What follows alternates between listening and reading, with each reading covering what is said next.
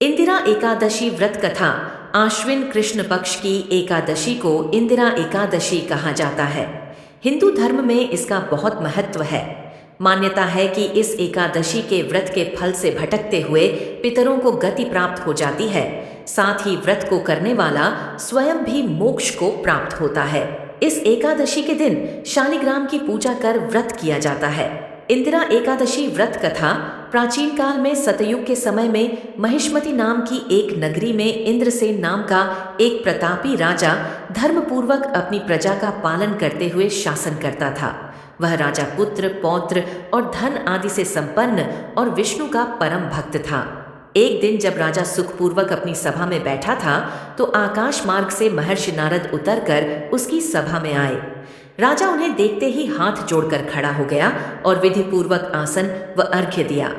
सुख से बैठकर मुनि ने राजा से पूछा कि हे राजन, आपके सातों अंग कुशल पूर्वक तो हैं? तुम्हारी बुद्धि धर्म में और तुम्हारा मन विष्णु भक्ति में तो रहता है? देवर्षि नारद की ऐसी बातें सुनकर राजा ने कहा, हे महर्षि, आपकी कृपा से मेरे राज्य में सब कुशल है तथा मेरे यहाँ यज्ञ कर्मादि सुकृत हो रहे हैं। आप कृपा करके अपने आगमन का कारण कहिए। तब आर्षि कहने लगे कि हे राजन, आप आश्चर्य देने वाले मेरे वचनों को सुनो। मैं एक समय ब्रह्मलोक से यमलोक को गया। वहां श्रद्धा पूर्वक यमराज से पूजित होकर मैंने धर्मशील और सत्यवान धर्मराज की प्रशंसा की। उसी यमराज की सभा में महान ज्ञानी और धर्मात्मा तुम्हारे पिता को एकादशी का व्रत भंग होने के कारण देखा। उन्होंने संदेशा दिया, सो मैं तुम्हें कहता हूँ। उन्होंने कहा कि पूर्व जन्म में कोई विघ्न हो जाने के कारण मैं यमराज के निकट रह रहा हूँ। सो हे पुत्र, यदि तुम आश्विन कृष्णा इंदिरा एकादशी का व्रत मेरे निमित्त करो तो मुझे स्वर्ग की प्राप्ति हो सकती है। इंदिरा एकादशी व्रत विधि। इतना सुनकर राजा कहने लगा कि हे महर्षि, आप इस व्रत की विधि मुझसे कहिए। नारद जी कहने लगे, आश्विन माह की कृष्ण पक्ष की दशमी के दिन प्रातःकाल श्रद्धा पूर्वक स्नानादि से निवृत्त होकर पुनः दोपहर को नदी आदि में जाकर स्नान करें। फिर श्रद्धा पूर्व पितरों का श्राद्ध करें और एक बार भोजन करें। प्रातःकाल होने पर एकादशी के दिन दातून आदि करके स्नान करें। फिर व्रत के नियमों को भक्तिपूर्वक ग्रहण करता हुआ प्रतिज्ञा करें कि मैं आज संपूर्ण भोगों को त्याग कर निराहार एकादशी का व्रत करूंगा।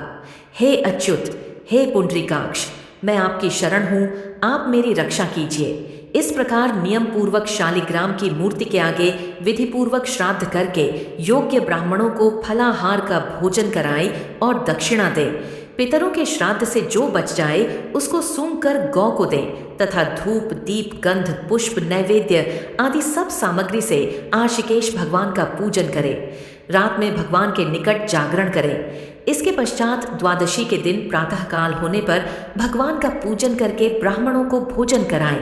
भाई बंधुओं, स्त्री और पुत्र सहित आप भी मौन होकर भोजन करें।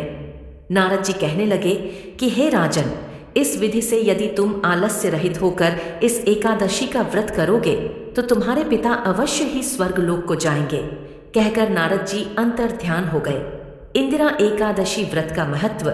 नारद जी के कथनानुसार राजा द्वारा अपने बांधवों तथा दासों सहित व्रत करने से आकाश से पुष्प वर्षा हुई और उस राजा का पिता गरुड़ पर चढ़कर विष्णु लोक को गया।